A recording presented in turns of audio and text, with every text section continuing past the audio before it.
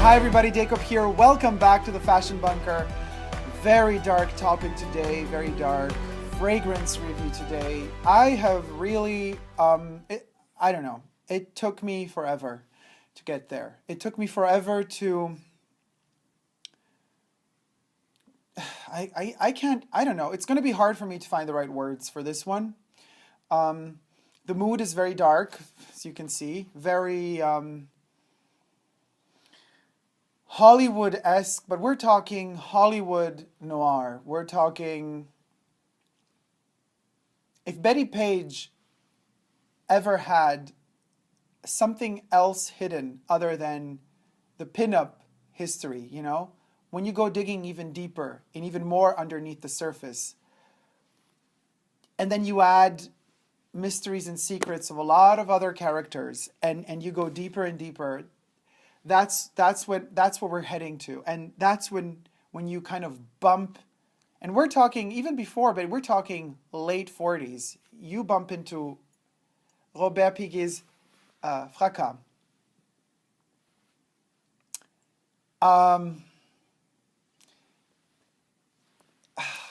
God, you know, I've searched for reviews online for this one. There are a couple. None of them are, I mean,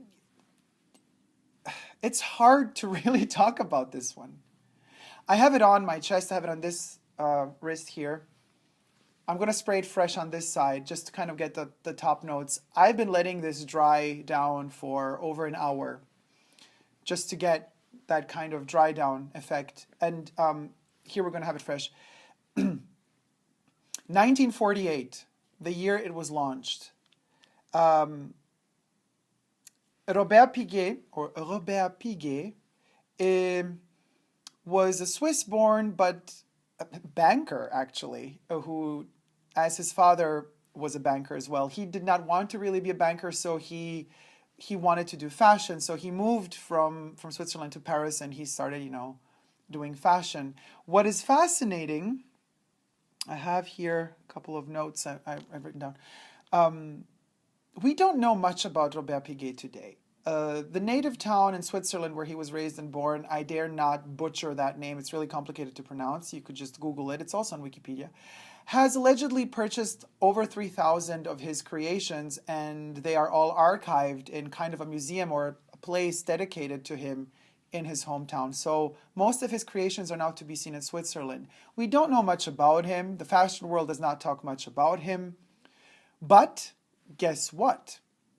Christian Dior, Pierre Balmain, passed through the ateliers of Robert Piguet. Actually, he kind of discovered these designers.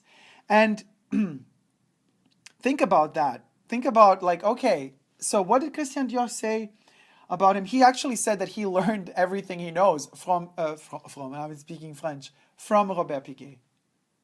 That's a huge statement. And as if that were not enough, Hubert de Givenchy also passed through the ateliers of Robert Piguet before, you know, they all became independent and they all started their own ateliers and maisons and became the iconic fashion houses we know today. They all got inspired by, they all worked for, and they all designed for Robert Piguet. That says a lot. And as if that were all not daring enough, Robert Piguet collaborated with something very rare for the times. He collaborated with a female parfumeur back in the day, already from the early 40s, during the Second World War. This one came out after the Second World War ended. However, I do not know when they started developing this one.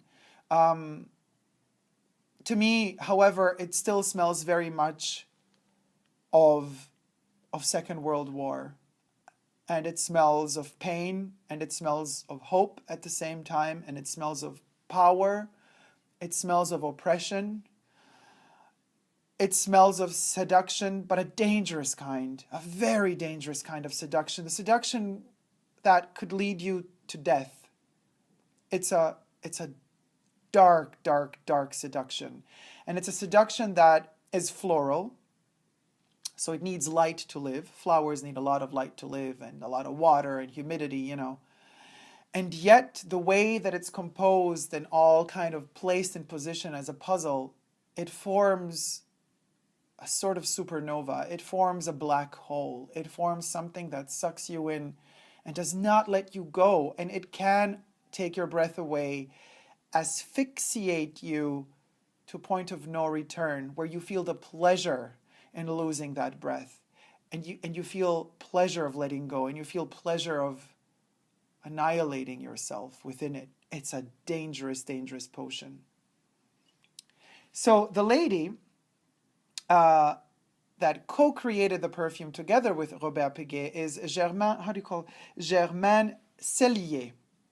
I hope I pronounced it correctly. Germaine, wherever you are, my dear, in the heavens up above, please do not hate me if I have butchered your name. She's one of the rare female perfumers of the time, and Robert Piguet worked with her. Also on his first release, Bandit. And yes, Bandit does mean the bandit. And in 1942, could you envision the ad campaign for Bandit? Let's put this one down for a second. They literally had models standing with knives and guns and pistols and these bottles of perfume, throwing them on the floor, smashing them like, you know, rebels. That would be even groundbreaking for today. And it was done in 1942. Let's spray fracas and get into it. Okay. I am enveloped in a cloud of painful pleasure right now. Let's get to the notes. Okay, fracas. Top notes. I don't know if you could hear the sirens of the police cars and ambulances. There's a lot going on outside of the bunker. Danger is in the air, and it really fits the description of this fragrance, so let the sirens just play. I'm not going to tune them out. Hyacinth, peach, green leaves, bergamot, mandarin orange, orange blossom. That's just the top notes. Let's go into the middle notes. Rose geranium, rose, violet root, white iris, tuberose. And that tuberose is the killer and the culprit. Lily of the valley, gardenia, narcissus, jasmine, carnation, coriander, and the osmanthus. Now, that's just the mid notes. Are we ready for the base notes? Here we get to the woods. But they are bittersweet woods, because these woods know what has happened. They have seen it all. They know what evil has been done and what sort of passion has been consumed and has burnt like a flame in the middle of the forest. These woods that have survived, they know, and they hold the secret. And the woods are cedar, oak moss, vetiver.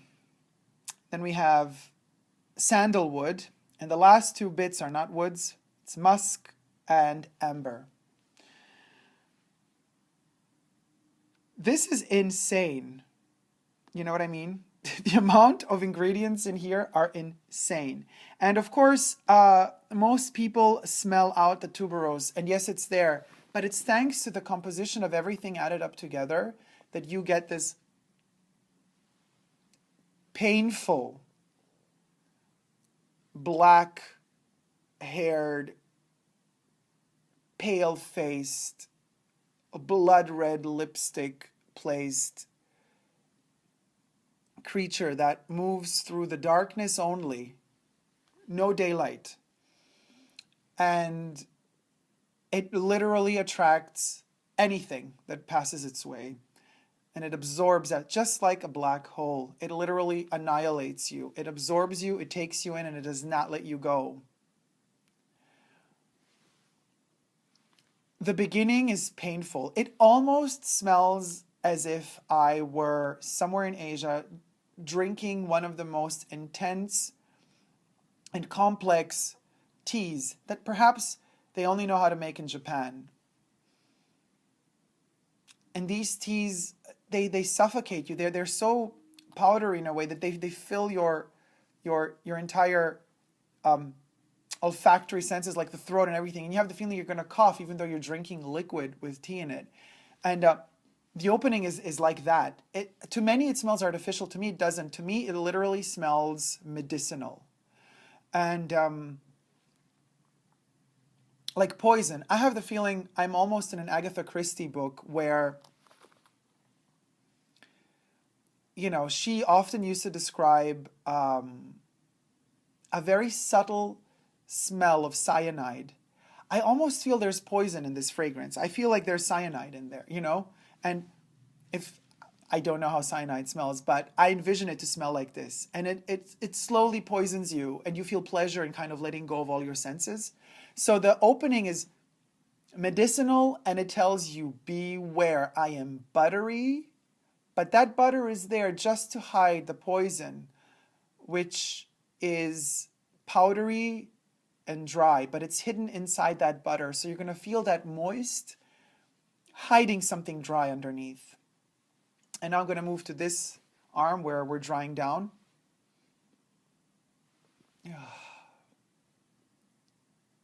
Hints of gardenia, just like waving through.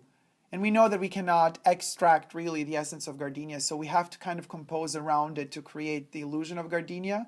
It's a very different gardenia from what we're used to smelling from Chanel. This gardenia is perhaps closer to the suffocation aspect of having an actual gardenia plant and flower and blossom inside your house. It intoxicates you. This one too, it's a gardenia that is literally the Bonnie and Clyde with the tuberose. They kind of team them up together, and they're in it for the kill. They're not in it to please. No, they have an unsatiated desire for blood and revenge. Well, we don't know why they need to revenge themselves or anybody else. So they are literally battling it out for your soul because that's what they're thirsty for. This bottle shape does not do it justice. I've done some research. There have been other bottle shapes throughout the years. I mean, they state that they want it to come as close as possible to the original. It's simple. This plastic top, I mean, you know, it doesn't really do it justice at all, honestly. I would have designed a different bottle for this one. I like the font. The font is beautiful, very 20s. What is interesting, the box states that this formula is the original formula from the 40s. Now, given the latest IFRA, perfume regulations, I would say that probably many of the ingredients in here are not the same ingredients that they would have used in the 40s. So, and I have not smelled a Fracas from the 40s. I cannot compare. But what I'm smelling now smells timeless. It really smells timeless. Second World War, I mentioned before, we have that depth, we have that pain of all that loss, that human loss of all those souls, you know, and we have all that in here. I don't know, maybe it's just an afterthought. I'm at the loss of my chair as well because I'm sitting on literally, and I'm losing my outfit. I'm losing everything, guys. So let's just let's just get into this as properly as we can. Okay. The loss of souls, you know, there's a loss of communication as well, because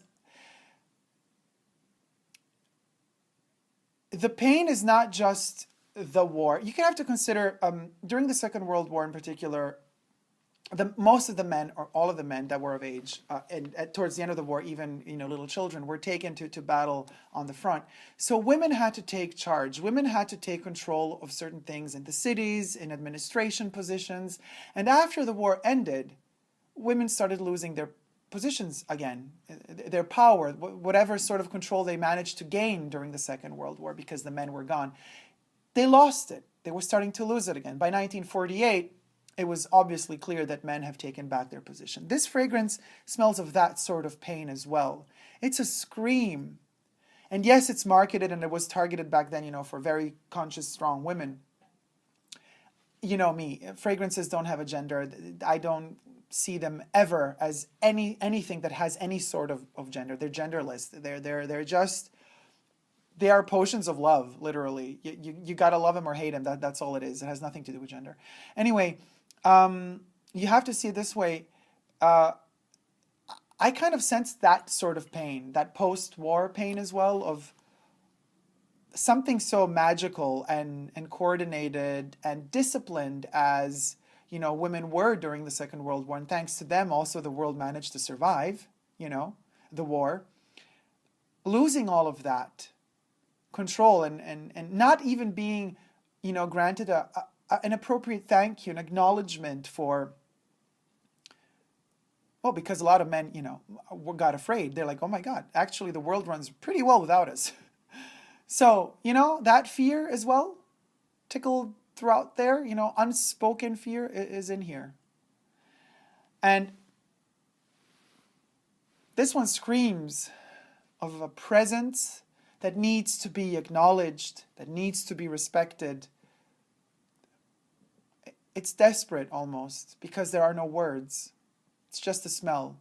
And it's a smell that pushes you in a place where you feel like you need to know more, but you can't, because nobody's allowed to speak out of fear. People needed to keep secrets. People were not allowed to just really speak their mind. In many instances, they weren't allowed to really say what they thought and what they felt. And I think perhaps that's why many fragrances of that time were developed in a certain way to speak for these people. Yeah, I think that's the point. And think about it this way. Why are so many fragrances today so watered down and so likable, pleasant, really annoying? Because we're so opinionated today. Every person on the internet, faceless troll without a real name, you know, can go and write whatever the heck they want to write about you, to shame you, to bash you. They can give their opinions as much as they want, no matter how, you know, founded, how real, how truthful or not truthful they are. Fragrances, almost in a way, you know, do not need to fulfill that need for speaking for somebody else. They're kind of just like silent little observers, you know. Fragrances are like just, you know, in the back corner of somebody else's presence. Heaven forbid the fragrance would kind of dare to step up, you know, in the game and kind of say what the fragrance thinks. And I think that's why fragrances today are mostly dull. Most of the releases coming today are pretty boring. But back in the day, the 40s, the 50s, the 60s, even the 70s, even throughout the 80s, where, for example, being homosexual was illegal in most countries of the first world still, fragrances spoke volumes when words were not allowed to be outspoken. Think about that. And that alone also merits so much respect. And a fragrance like Fracas,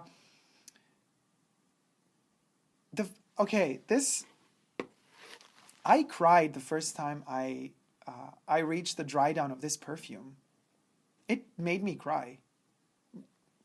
I mean, I don't know, maybe it happened before with other fragrances, but nothing like this one. Nothing brought me to that place where it just, the dry down just triggers something in you and it brings you to tears.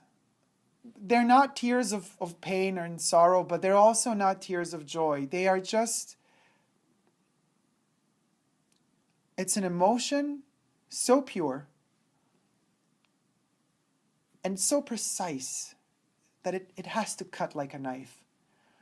And it cuts through you, and you kind of get a glimpse of the truth. It's there for just a split second, and then it's gone. And of course you cry. You have no other choice. When you're confronted with something so pure, tears seem to be the best way to express that emotion, that purity. And there is no It transcends, oh, this smells good, oh, this smells bad. You are on another level. All of a sudden, there is no need for judgment. There is no need for provocation anymore. You just realize all your flaws, all your mistakes, all your virtues. They're all there, present in that split second while you're being sucked in by that black hole, by that, supernova, which is fracas. And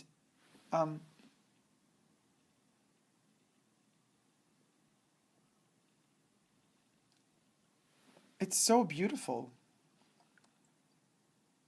That feeling.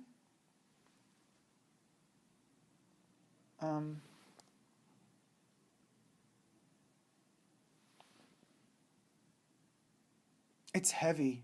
It's like a cross. It's a burden. And you don't want that. You don't want to have to carry that cross around. And yet you do. You make the decision. You actively, willingly let yourself succumb, fall underneath its pressure. You pick up that heavy cross, put it on your shoulder and you start dragging it along with you. And you're crying and you're in agony. And you realize you're happy.